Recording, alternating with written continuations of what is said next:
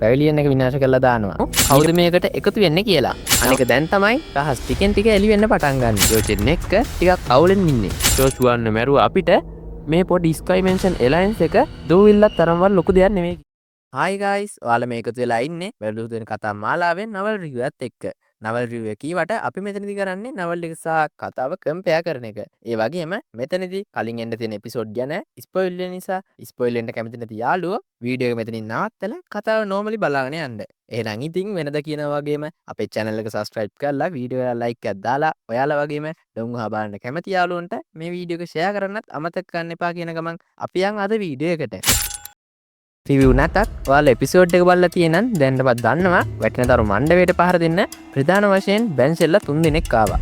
ඒ කවුද කිව්වොත් soul hall එකේ දෙවෙනි තියන්සුන් ගූයෝ, ස්කයි සෙට් එල්ඩ කෙනෙක් වෙන තියන් මින්, සෝල් හෝල් එකේම 3 වෙනි තියන්සුන් කියන 3 දෙනා. මන් මේ කීවේ ප්‍රධානම කට්ටිය. මෙයාගේ බලය වෙන වෙනම ගත්තොත් ගූයෝ. ඒ කියන්නේ දෙවෙනි තියන්සුන් ඉහළ මට්ටමේ බැන්සෙන්. තියන් මිනුත් ඉහළ මට්ටමේ බැන්සෙන්. ඒ වගේම 3 වෙනි තියන්සුන් මූලික මට්ටමේ බැන්සෙන්. ඉතින් මේ 3 දෙනා එකතු වෙලා අපේ සෙට් එකට බරපතල හානියක් කරන්න සමත් වෙනවත් එක්කම මාස්ටර් වුණත් ඉහළ මට්ටමේ බැන්සෙන්ලා දෙන්නෙත් තනියම මුණ දුන්න නිසා බරපතල හානියක් වෙනවා. මෙහෙම අන්තාසරණ වෙලා ඉන්න වෙලාවේ තමයි අපේ ෂෝයන් කාර්යය කල්ටිවේෂන් එකෙන් නැහැරින්නේ. එතනින් තමයි එපිසෝඩ් 171 ඉවරුනේ. මෙහෙමෙන් සෝයන්ගේ දැන් බල මට්ටම පොතේ හැටියට තරු එකේ ඩූෂන් මූලික මට්ටම. කොහොම හරි මෙහෙමෙන කෝපෑවිස්ට යන්නතින් තියන් මින් 3 වෙනි තියන්සුන්ට පරලෝකට යන්න වෙනවා. ඒත් දෙවෙනි තියන්සුන් කාර්යය පැන ගන්නවා උන්ග්ලෑන්ඩ් එකේ ඩූෂන් කෙනෙක්ගේ උදව් අරන්. මට හිතෙන විදිහට ඒ හුන්මයි ෂෙන් වෙන්න ඕනේ. හැබැයි බොර ගූයෝ බේර ගන්නා විතරයි. මුණ පෙන්නන්න කැමති නැතුව ෂේප් එකේ යනවා. ඒ වගේම එතනදි ගූයෝ පැනගන්නේ 3 වෙනි තියන්සුන් බිල්ලට දීලා. හැබැයි ස්ටුඩියෝ එක මේක කොයි විදිහට හදයිද කියලා ෂුවර් නෑ. මොකද මේ වෙද්දී අපේ නිගමන වලට අනුව නවල් එකෙන් 140ක් වගේ තමයි ස්ටුඩියෝ එක කතාව හදන්න පාවිච්චි කරන්නේ. ඉතින් නවල් එක කියපු අය නවල් එකෙන් කතාවම ඉන්න එපා කියලා තමයි අපිට කියන්න තියෙන්නේ. ඊළඟට අපි යන් ට්‍රේලර් එක පැත්තට. ඉතින් ට්‍රේලර් එකේ අපිට මුලින්ම දකින්න හම්බෙන්නේ යන්නේ එක්ක මාස්ටර් රවුම් ගහනවානේ. ඒත් අපේ අනුමානේ හරිනම් ඕක සම්පූර්ණ 172 වෙනි එපිසෝඩ් එකෙන්ම එයිද කියන එකයි ප්‍රශ්නේ. මොකද අතන යන් අරුන් 3 දෙනාට ගුටි පූජාව දීලා ඉවර වෙද්දී එපිසෝඩ් එකෙන් භාගයට වඩා ඉවර වෙන එක ෂුවර්. සමහර විට ඒකෙන් මොයි රවුම් ගහන එකත් එන්න පුළුවන්. අපි බලමු. එහෙම නැති වුණොත් 173 වෙනි එපිසෝඩ් එකෙන් රවුම් ගහන ටික බලා ගන්න පුළුවන් වෙයි. කොහොම හරි අපිට ට්‍රේලර් එකේ පෙන්වුවේ නම් යන් බර්නින් ෆේම් වැලියකට ගිහින් තියෙනවා. මාස්ටර් ෆ්ලවර් සෙට් එකේ ඉන්නවා වගේම මාස්ටර් කියන් පිල්කුල්නේ ඉන්නවා. මේ කට්ටිය මේ එහෙම ඇවිදින්නේ මොකටද කීවොත් සෝල් හෝල් එක සහ හුන්ග්ලෑන්ඩ් එක එක්ක සටන් කරන්න පුළුවන් විදිය ටීම් එකක් හදන්න කට්ටිය හොයන ගමන් තමයි ඔය යන්නේ. ඔයාලට දැනටවත් දන්නවනේ ඒ ටීම් එකේ නම මොකක්ද කියලා.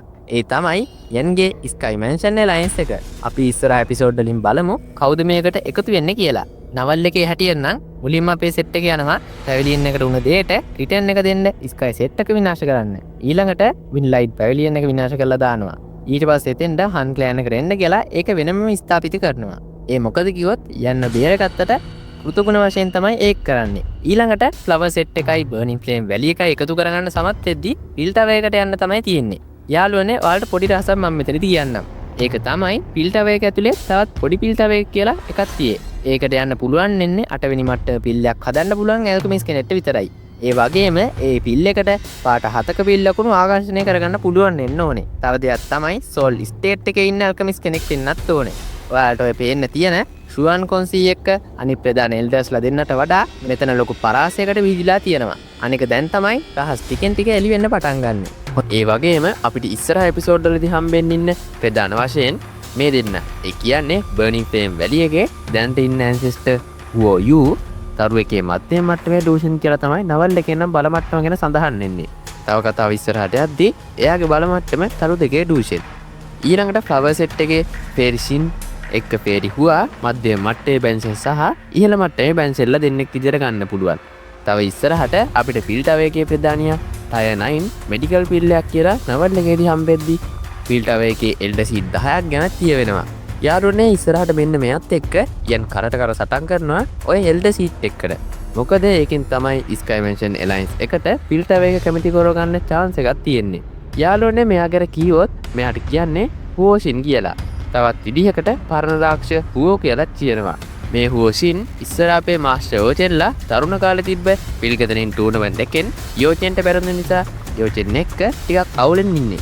ඒත් මෙයත් නරකම නෑ. මොකද ටයර් ඇල්කමිස් කෙනෙක් වගේම ටූසුන් කෙනෙක්. තව දෙයක් තමයි අපිට ප්‍රධාන වශයෙන්ම එල්ඩ රින් කියලා ෆීල්ඩ් අවයගේ ෆස්ට් එල්ඩවත් දකින්න හම්බෙනවා. එයා ටයර් 9 ඇල්කමිස් කෙනෙක් වගේම තරු දෙකේ මූලික මට්ටමේ ඩූෂන් කෙනෙක්. එතකොට අපිට දැනට ස්කයිමෙන්ෂන් එලයින්ස් එකේ ප්‍රධාන වශයෙන් එල්ඩ සීට් 3කට දැවැන්තේ 3 දෙනෙක් ඉන්නවා කියලා බලා ගන්න පුළුවන්. අපේ යනුයි මාස්ටර්යි යරෙන්න. අනික මේ අය තරු මණ්ඩපෙට රැස්සලා පොඩි කයියක් එහෙමත් දානවා. යාළුවනේ නවල්ලගේ විදිහට සෝල් හෝල් එකේ දෙවනි ප්‍රධානිය කියලා තවන්න හඳුන්වා ගන්න කෙනෙක්.